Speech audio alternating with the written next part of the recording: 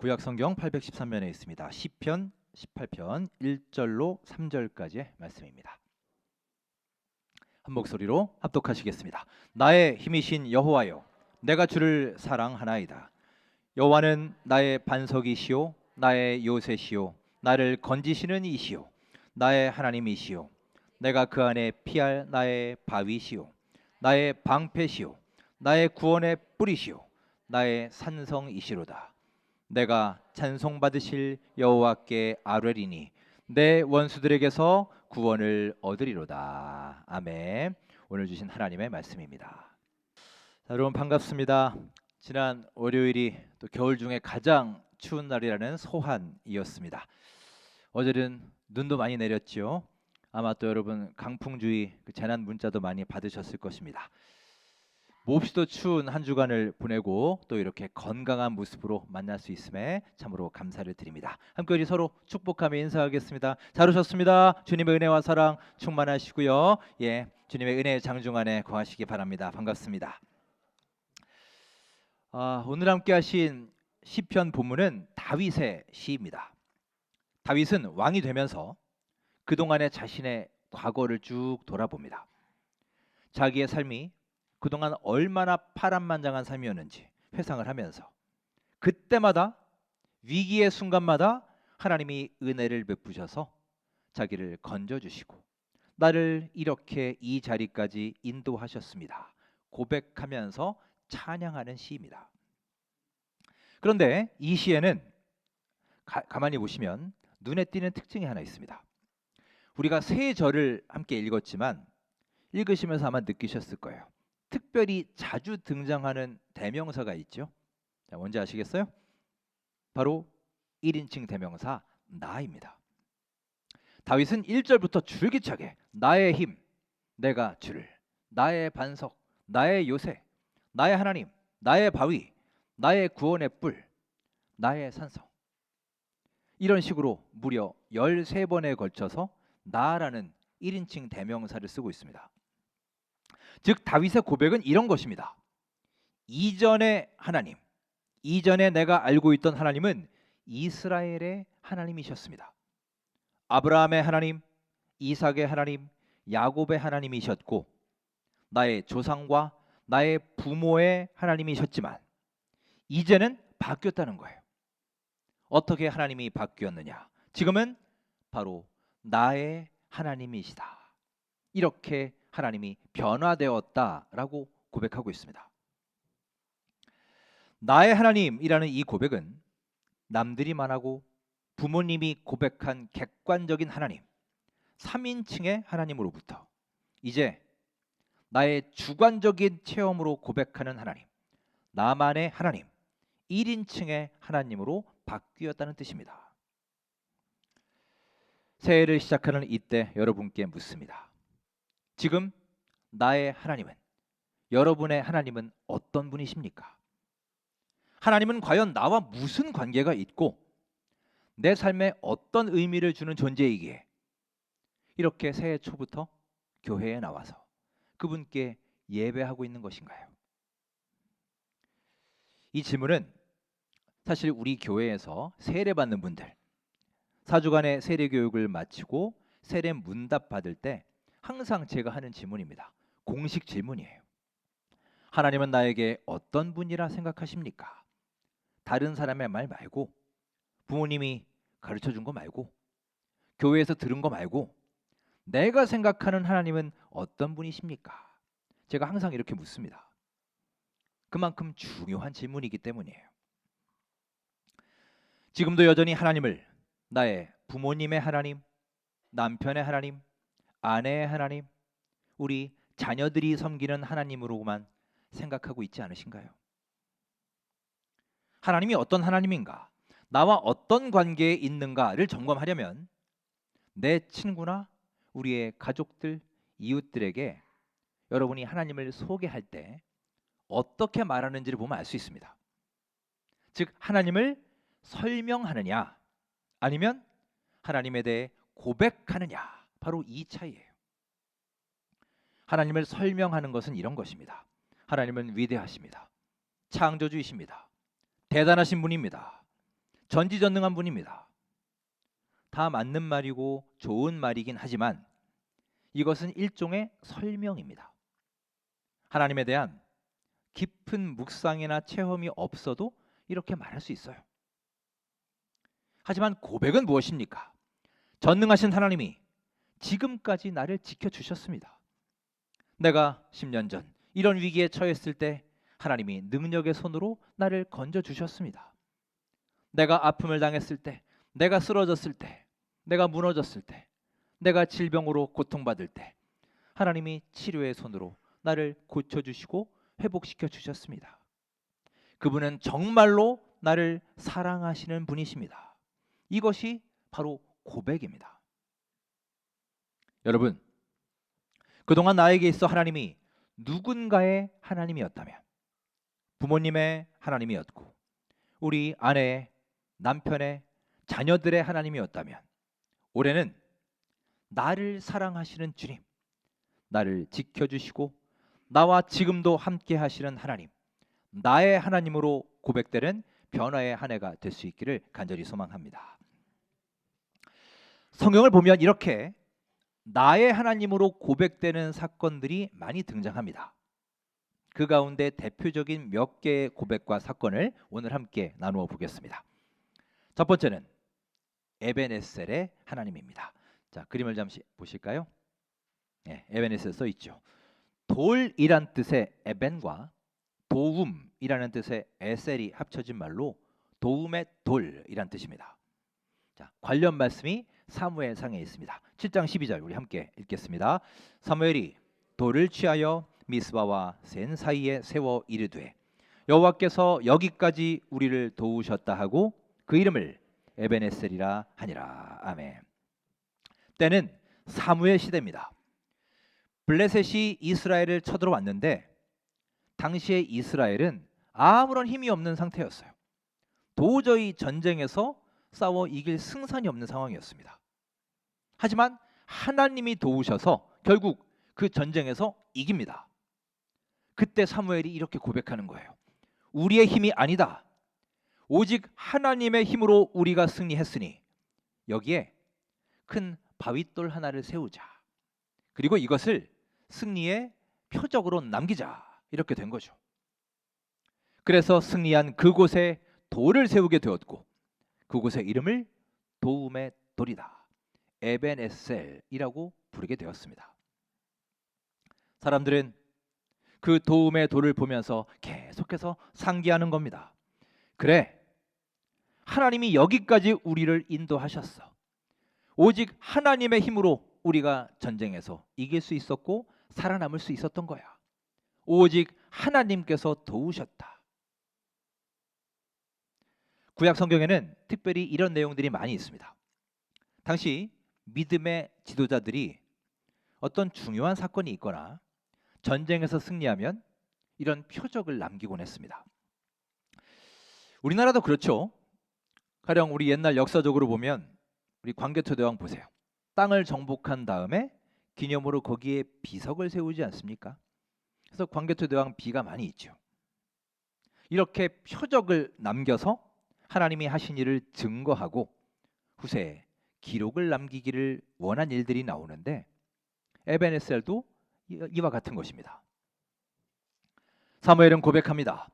우리는 블레셋과 싸울 능력조차 없었습니다. 하지만 하나님께서 싸우셨습니다. 전둥소리, 우레소리가 울려 퍼지니 블레셋 군인들이 혼비백산에서 아예 싸울 생각조차 하지 못하고 도망을 갔습니다. 여러분, 결국 이 전쟁은 누가 하신 것인가요? 하나님이 하신 것이지요. 하나님께서 도와주셨고 나의 하나님이 싸워주셔서 나의 하나님이 승리하신 전쟁입니다. 라는 사무엘의 고백입니다. 사랑하는 여러분, 2026년 새해 나의 하나님 지금까지 여기까지 나를 인도하시고 그 도움의 손으로 우리를 지켜주신 그 에벤에셀의 하나님을 진심으로 믿고 고백하는 우리 모두의 삶이 되시기를 주님의 이름으로 축원합니다. 자, 나의 하나님에 대한 두 번째 고백이 있습니다. 두 번째 사건은 여호와 니시 하나님입니다. 작년 요맘때쯤 우리가 특별 새벽 기도할 때 여호와 니시에 대해서 우리가 함께 살펴봤지요. 여호와는 나의 깃발, 여호와는 승리의 깃발이다라는 뜻입니다. 이스라엘 백성들은 출애굽한 다음에 광야로 나오게 됩니다.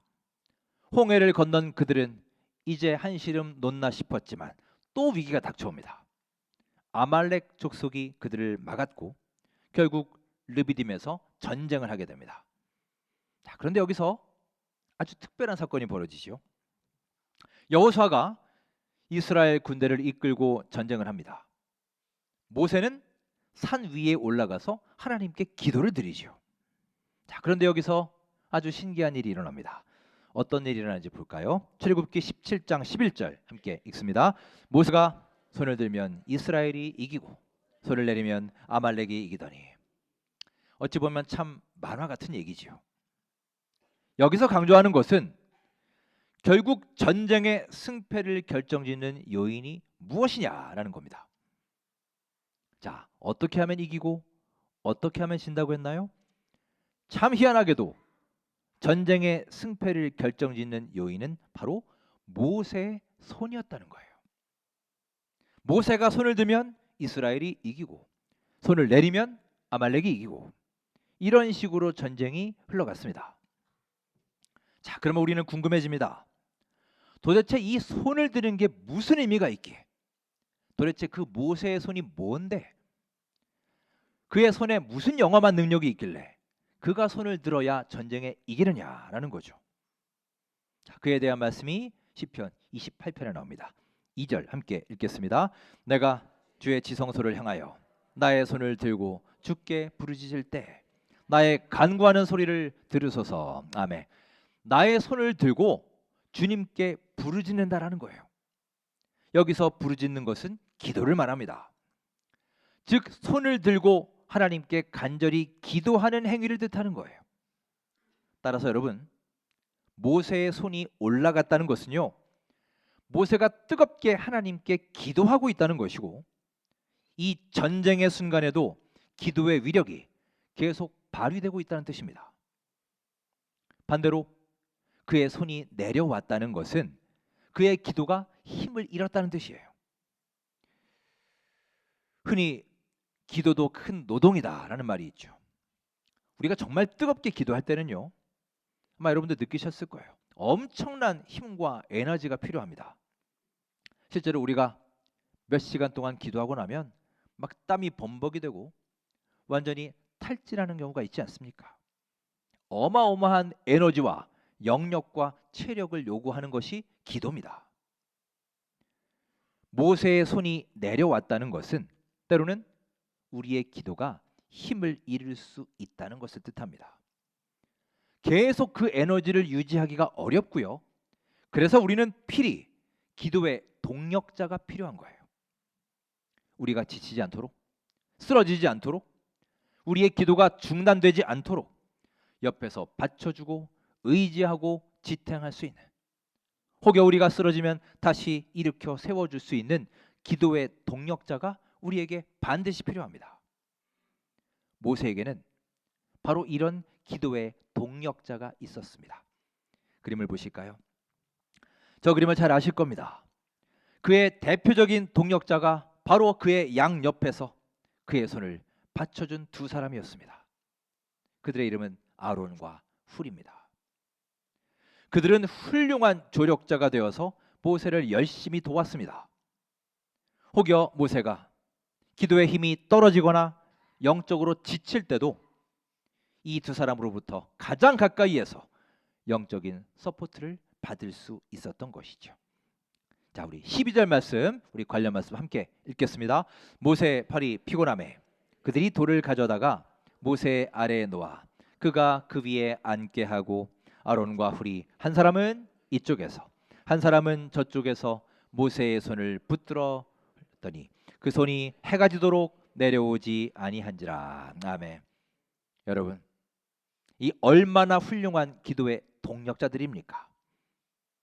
결국 그들은 전쟁이 끝날 때까지 손을 내리지 않았고 이긴 후에 어떻게 얘기를 하느냐? 17장 15절 이렇게 말합니다. 함께 읽겠습니다. 모세가 제단을 쌓고 그 이름을 여호와 니시라 하고. 아멘. 이것이 바로 이스라엘 백성들이 고백한 여호와 니시, 주님은 승리의 깃발이 됩니다. 바로 이 사건입니다. 여러분, 이 사건을 통해 고백하는 바가 무엇입니까? 오늘 이 시간 우리의 승리의 원인은 우리가 잘나서가 아니라 오직 여호와 하나님께 있다. 따라서 우리는 평생 이 사실을 잊지 말고 반드시 기억하며 살아야 한다라는 메시지입니다. 모세는 그 자리에 승리의 제단을 쌓았습니다. 그리고 그것을 여호와 니시라고 불렀습니다. 즉 나의 하나님이 승리의 깃발이 되십니다. 고백하며 감사의 제물을 드렸습니다. 사랑하는 여러분, 지금 이 순간에도 우리는 치열한 영적 전쟁을 벌이고 있습니다. 우리의 이 전쟁의 승리는 바로 여호와께, 나의 하나님께 달려 있음을 굳게 믿으시기 바랍니다. 군대의 숫자도 아니고 첨단 무기도 아니며 결국 그 전쟁을 주관하시고 승리의 영광을 주시는 분은 여호와 하나님이시기 때문입니다. 그 하나님의 능력을 깊이 새기시고 올 한 해도 여호와 니시, 하나님은 나의 승리의 깃발이 되십니다. 우리의 마음으로 입술로 고백하며 살아가는 우리 모두의 삶이 되시기를 주님의 이름으로 축원합니다. 세 번째 사건이 있습니다. 바로 여호와 이레의 하나님입니다. 여호와 이레, 여호와께서 준비하신다는 뜻입니다. 이삭이 어떤 아들입니까? 아브라함이 무려 100세에 낳은 아들입니다. 얼마나 귀한 아들이었을까요? 아마 이삭은 아브라함의 노년의 가장 큰 기쁨이었을 것입니다. 그런데 하나님은 어느 날 참으로 청천벽력 같은 말씀을 남기십니다. 자, 창세기 22장 2절 이 말씀이 나옵니다. 읽겠습니다. 여호와께서 이르시되 내 아들 내 사랑하는 독자 이삭을 데리고 모리아 땅으로 가서 내가 내게 일러준 한 산 거기서 그를 번제로 드리라. 이게 도대체 무슨 말입니까? 아들을 주실 때는 언제고 이제 다시 그 아들을 바치라 말씀하십니다. 그것도 아브라함 자기 손으로 아들을 직접 죽여 번제로 바치라는 거예요. 얼마나 가혹한 명령인가요? 여러분은 하나님의 이 명령이 이해가 되십니까? 하지만 아브라함은 그 말씀에 순종합니다. 이삭을 바치려 할 바로 그때 하나님이 말씀을 하시죠. 자, 거기서 어떤 일이 일어나는지 볼까요? 22장 13절 읽겠습니다. 아브라함이 눈을 들어 살펴본즉 한 숫 양이 뒤에 있는데 뿔이 수풀에 걸려 있는지라 아브라함이 가서 그 숫 양을 가져다가 아들을 대신하여 번제로 드렸더라. 아멘. 양의 뿔이 수풀에 걸려 있었다는 거예요. 여러분, 이것은 하나의 명확한 증거입니다. 그 양이 이리저리 마음대로 돌아다니다가 우연히 그 뿔에 수풀에 걸렸겠습니까? 하나님이 미리 그 양을 제물로 준비해 놓으셨다는 증거인 거예요. 양이 꼼짝하지 못하도록 그렇게 메어 놓으신 겁니다. 누가 그 양을 준비하셨습니까? 하나님이 준비하셨습니다. 나의 하나님이 나를 위해, 이삭을 위해 준비하셨다는 거예요. 여러분, 이것을 가리켜 우리는 여호와 하나님이 준비하셨다, 여호와 이레라고 부르는 겁니다. 여러분, 2026년 우리의 삶에서 바로 이 준비하시는 하나님, 나를 위해 준비해 주신 하나님을 깊이 체험할 수 있게 되기를 간절히 바랍니다.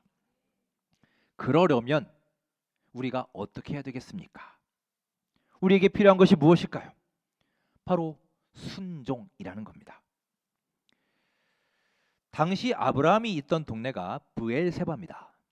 브엘세바로부터 모리아산까지 약 80에서 100km 거리입니다. 그런데 그때 아브라함의 나이가 약 115세에서 117세로 봅니다. 최소 115세로 보고 있어요. 여러분 100살이 넘는 그 할아버지가 무려 100km 거리를 성경에 보면 며칠 만에 갔느냐? 사흘 만에 갔어요. 그것도 평지도 아니고 산을 올라서 간 것입니다. 우리는 무심코 이 부분을 넘기지만 여러분 이것은 보통 일이 아닙니다. 만일 아브라함이 하나님께 순종하지 않았다면 어땠을까요? 하나님의 말씀대로 모리아 산에 올라가지 않았다면, 또는 혹시 올라가다가도 중도 포기하고 끝까지 가지 않았다면 또 어땠을까요? 산 꼭대기에 준비된 양을 과연 볼 수 있었을까요? 아마도 그는 하나님께 불평하고 중간에 실패한 인생으로 끝나고 말았을 것입니다. 여러분, 우리의 삶에도 이렇게 아브라함처럼 내 생각으로 이해되지 않는 일이 얼마든지 있습니다. 아니, 얼마나 그런 일들이 많은지 모릅니다. 머릿속으로는 용납되지 않고 받아들이기 어렵습니다. 하지만 여러분, 믿음이 무엇인가요? 내 생각으로, 내 상식으로 이해할 수 있는 것을 하는 것은 믿음이 아닙니다. 내 생각과 다를지라도 하나님이 말씀하시니, 주님께서 하라 명령하시니 예, 따르겠습니다. 할 수 있는 것이 바로 믿음이고 순종입니다. 올해 우리 교회 표어가 배우는 것이라고 했습니다. 올 한 해 바로 이 순종의 자세를 배우고 열심히 훈련받는 우리 모두의 삶이 될 수 있기를 간절히 바랍니다. 그렇게 순종하는 가운데 어느 날 우리가 깨달을 수 있는 거예요. 아, 바로 이것이었구나. 이것 때문에 하나님이 그렇게 하라고 하신 거구나. 비록 그때는 내가 알지 못했지만 여호와 일의 하나님, 준비하시는 하나님을 깊이 체험하게 되는 역사가 올 한 해 여러분의 삶에서 펼쳐지기를 주님의 이름으로 축원합니다. 자, 말씀을 정리합니다. 우리는 내 입술로, 내 삶으로 나의 하나님을 고백할 수 있어야 합니다. 먼저 에벤에셀의 하나님은 과거로부터 지금까지 인도하신 하나님입니다. 그동안 나의 삶을 돌아보니 하나님께서 도와주셨구나. 지금까지 지내온 것 주님의 크신 은혜와 도움의 손길입니다. 이 고백인 것입니다. 이 에벤에셀의 하나님을 기억하고 고백하는 우리의 삶이 되길 소망합니다. 자, 그러면 지금 현재는 무엇입니까? 여호와 니시의 하나님입니다. 이 각박한 세상에서 쓰러지지 않고 살아갈 수 있는 것은 기도의 손을 내리지 않고 하나님 의지할 때, 지금도 우리 곁에 실시간으로 계셔서 지켜보고 계시는, 승리를 주시는 여호와 니시의 하나님의 은혜임을 기억하시고 하루하루 감사의 삶을 살아가시기를 주의 이름으로 축원합니다. 그러면 우리의 미래는 어떻습니까? 우리는 지금도 걱정하고 있지 않나요? 우리 자녀들의 미래는 어떻게 될 것인가? 내 노후는 어떨 것인가? 퇴직 후에 어떻게 지낼 것인가? 앞으로 잘 살 수 있을까? 끊임없는 고민 속에 살고 있지만 여러분, 여호와 이레의 하나님께 순종하며 나아갈 때 주님께서 가장 좋은 곳을 여러분과 저에게 이미 맞춤형으로 준비하고 계실 줄 믿습니다. 자, 정리해 볼까요? 과거에는 무슨 하나님이라 했습니까? 뭐라고 했나요? 제가 1분 전에 얘기했는데요. 자, 에벤에셀의 하나님, 도움의 돌이 되시는 하나님이십니다. 현재는 무슨 하나님? 여호와 니시의 하나님, 승리의 깃발이 되시는 하나님이십니다. 마지막으로 우리의 미래는 어떤 하나님이신가요? 여호와 이레의 하나님이십니다. 준비하시는 하나님이십니다. 과거에는 에벤에셀, 현재는 여호와 니시, 미래는 여호와 이레. 그래서 우리는 이 세 가지를 합쳐서 뭐라고 고백합니까? 나의 하나님입니다. 우리의 과거와 현재와 미래, 우리의 모든 인생은 이렇게 나의 하나님의 손안에 있는 줄 믿습니다.